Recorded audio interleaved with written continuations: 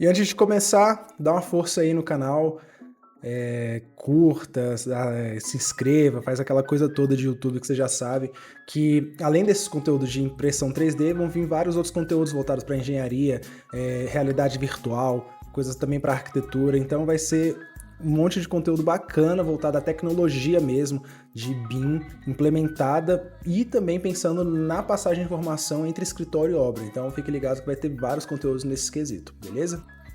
Então vamos voltar aqui ao nosso modelinho.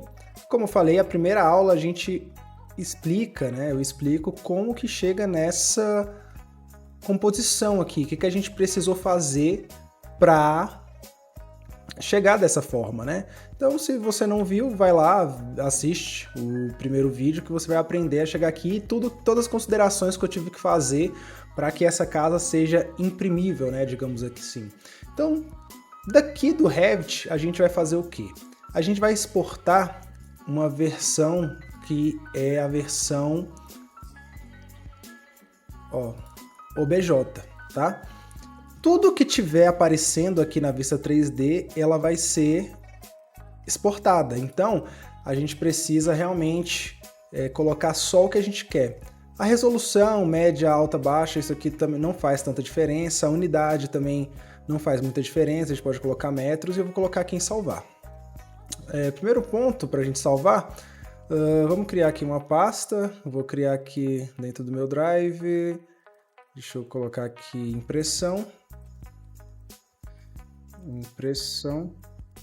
É muito legal a gente sempre tentar manter um padrão dos arquivos. Esse arquivo aqui eu fiz meio bagunçado, mas aqui no escritório a gente sempre tenta manter um padrãozinho dos arquivos. Então, vamos colocar aqui um código, vamos colocar imp de impressão 01, né? Vai ser a nossa primeira aqui. Vamos colocar aqui casa impressão fácil e colocar um V01, né, no caso sendo uma versão 01, porque se não der certo, mas vai dar certo, a gente pode gerar outras versões. Então aqui a gente vai exportar o OBJ, pode ser que demore um pouquinho, aqui foi bem rapidinho, o negócio aqui do Revit não sai, enfim. Mas aí o segundo passo, então o primeiro passo é no Revit, você pegar, fazer essa modelagem do Revit. O segundo passo é esse aqui, onde a gente vai pegar um programinha que, creio eu, que já vem na maioria dos computadores, acho que ele é nativo do Windows, que é esse aqui, 3D Builder, tá? Então esse 3D Builder, você tá vendo que aqui já tem até outros projetos meus, ele vai pegar e ele vai simplesmente arrumar problemas do seu 3D. Qualquer probleminha que o seu 3D tenha, ele vai arrumar. E nesses, quando é modelos muito simples, às vezes ele quase não tem problema, né? Os problemas dele são muito poucos. Agora, modelos mais complexos, aí ele tem, às vezes tem vários problemas e às vezes até para abrir os problemas, para resolver os problemas, ele demora bastante. Então, a gente vai carregar o nosso modelo, a gente vai inserir aqui, ó, adicionar um objeto, deixa eu... A câmera tá bem à frente aqui. Carregar o objeto. E aí eu vou onde eu salvei aquele meu objeto, né, aquele meu modelinho. A impressão é aqui. E aí eu vou abrir ele aqui. Necessário ter aqui, ignorar. Aqui ele está falando a questão da biblioteca de material de revestimentos, né? Como aqui a gente não quer revestimento, não quer mostrar nada, mas já fica mostrando aí que tem essa opção, beleza? Aí eu clico aqui em importar o modelo foi importado, né? E voltando aqui, quando eu exportei o nosso modelo lá, eu percebi que ele não teve nenhum erro, mas eu queria mostrar para vocês exportando um modelo que tivesse algum erro. Então eu exportei esse aqui, um modelo qualquer, né, do próprio Revit, só para mostrar para vocês que quando tem algum erro, ele aparece isso, um ou mais objetos foram definidos de forma inválida. Clica aqui para reparar. Então a gente só clica e ele vai reparar, e ele vai criar esse processo de reparação. Felizmente o nosso, igual eu falei, como ele era bem simples, uma coisa bem minimalista mesmo, é difícil que ele tenha erros, né? E passou realmente sem nenhum erro. E esse aqui, como ele não foi tratado, né, e tudo, ele provavelmente vai ter erros e vai ficar reparando aqui um tempão. Na verdade já tá até quase acabando, né? Mas isso aqui com certeza eu não conseguiria imprimir. E dessa forma também não seria interessante de imprimir. Então a gente vai voltar agora lá pro nosso modelo para eu mostrar o resto do processo. Voltando aqui pro nosso modelo, a gente vai simplesmente pegar e vai salvar como, né?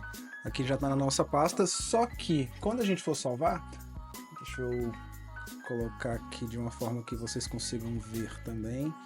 Quando a gente for salvar, a gente vai colocar para que ele venha no formato STL. O formato STL, ele é o formato que vai ser lido pelo nosso fatiador. Vamos continuar, beleza? Aí ele vai salvar aqui no nosso formato STL, beleza? Já salvou e eu vou abrir aqui o nossa pasta de impressão e já está aqui e ela já vai abrir direto no fatiador, né? O Prusa, que é o fatiador que eu uso. E aqui está o nosso modelinho. Não vou atualizar ele agora, que está o nosso modelo, ele está bem pequenininho. A gente pode, igual eu falei, isso aqui não é para ensinar vocês a mexer em fatiador, no Revit, né? Mas algumas dicas, alguma coisa ou outra a gente vai mostrar. Então aqui em questão de dimensionamento, eu vou redimensionar aqui, deixar ele do tal. Isso aqui passou do que minha impressora consegue. Minha impressora é de 25 centímetros, então tem que deixar um pouco menor. Como eu quero que ela seja um pouquinho mais rápida, eu vou deixar até um pouco menor ainda, tá? E tirando isso, o que eu posso fazer é simplesmente colocar as costuras, né, em algum cantinho. Qual cantinho? Algum cantinho que a gente não vai ver muito. Então, por exemplo, aqui, ó, a gente pode colocar as costuras aqui para vir para esse canto, né? O que é a costura? Toda vez que o bico ele for mudar de nível, ele for subir um pouco, que ele venha para essa região aqui. O que tá? Pronto, tá? Então a gente desenha aqui para costura, para não ficar às vezes uma costura esquisita em pontos aleatórios, né? Então é isso, a gente não precisa fazer mais nada, não precisa colocar suporte, não precisa fazer nada de especial. Tô vendo aqui que eu esqueci de engrossar essa parede, espero eu que não dê problema. Vou colocar aqui para fatiar, agora que eu vou ver se vai dar problema. E aí, ó, eu já vi que tá tranquilo. O importante é que isso aqui tenha mais de uma camada, tá vendo? Tem 3 camadas, então tendo 3 camadas, já dá para ser impresso. No caso aqui, ó, as minhas paredes, elas vão ter 1, 2, 3, e aqui, vamos ver aqui como é que tá. Vamos colocar aqui num... Se eu quiser mais detalhado, eu diminuo, né, esse tamanho aqui, mas se eu quiser menos detalhado, eu coloco aqui. Então, aqui eu vou colocar menos detalhes, 0.2, também não precisa que seja muito detalhado, mas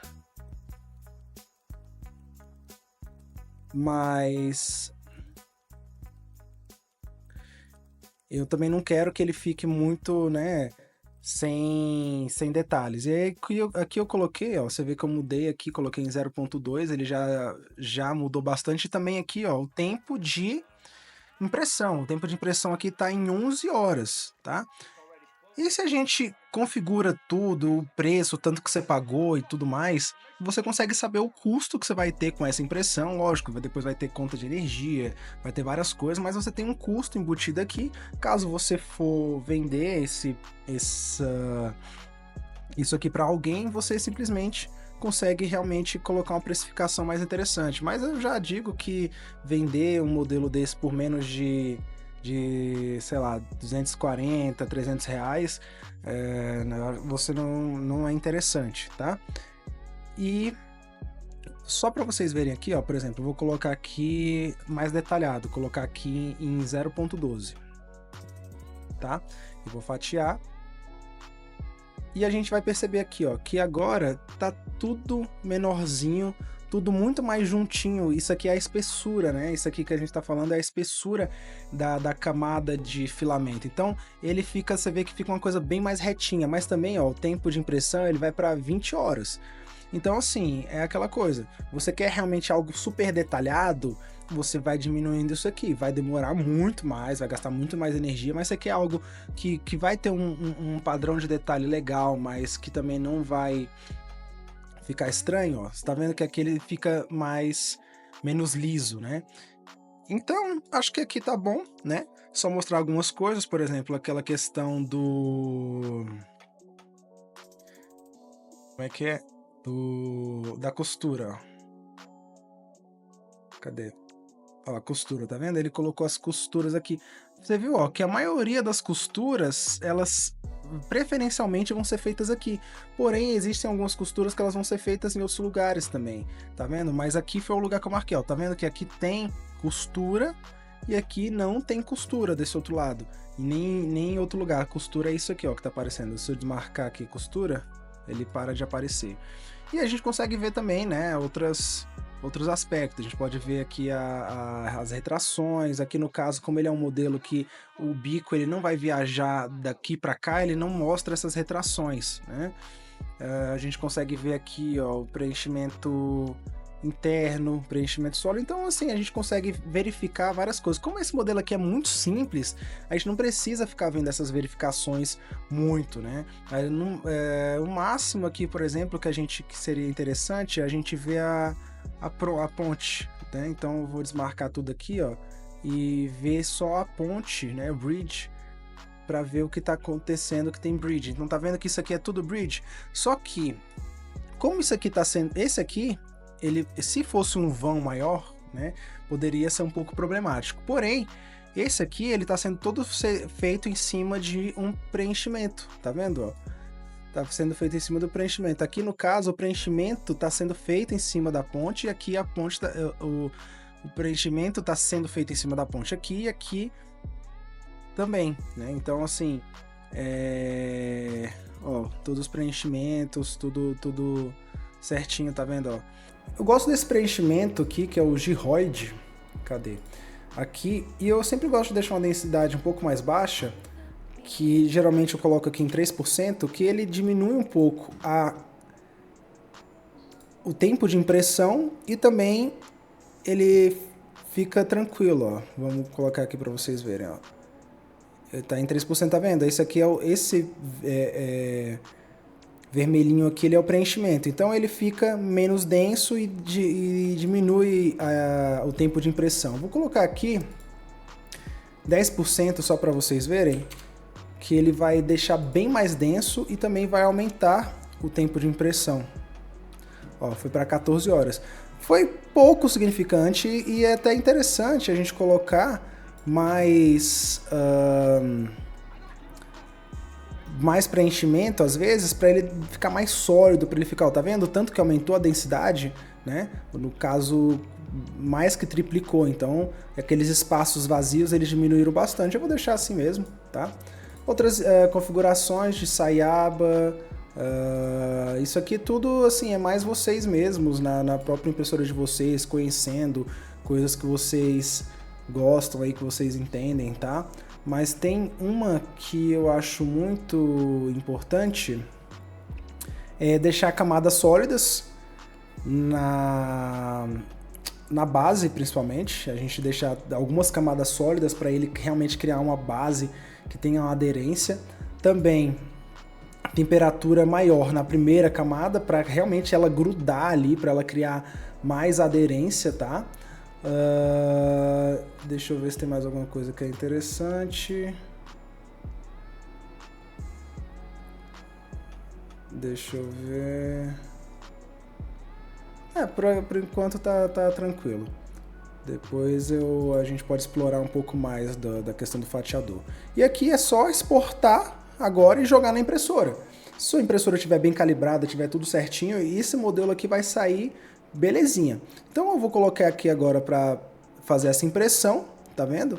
E no próximo vídeo eu mostro para vocês o resultado e também já trago alguma coisa nova, algum elemento novo. No caso, acho que eu vou terminar de fazer esse prédio e mostrar como é que eu faço para a gente finalizar. No caso aqui a gente vai criar a casca, né? Os ambientes internos para a gente já não vai mais importar. Então a gente vai querer essa casca toda feita e como é que eu faço para isso dar certo, beleza? Então é isso aí, pessoal. Se você gostou do vídeo, dá like, se inscreva, compartilha, mostra como é que isso é legal para as pessoas. Se fizerem essa impressão, se fizerem esse tutorial, compartilha com a gente aqui também, que vai ser muito interessante. E fiquem ligados que vão ter outros vídeos. A gente vai também trabalhar outros tipos de edificação, beleza?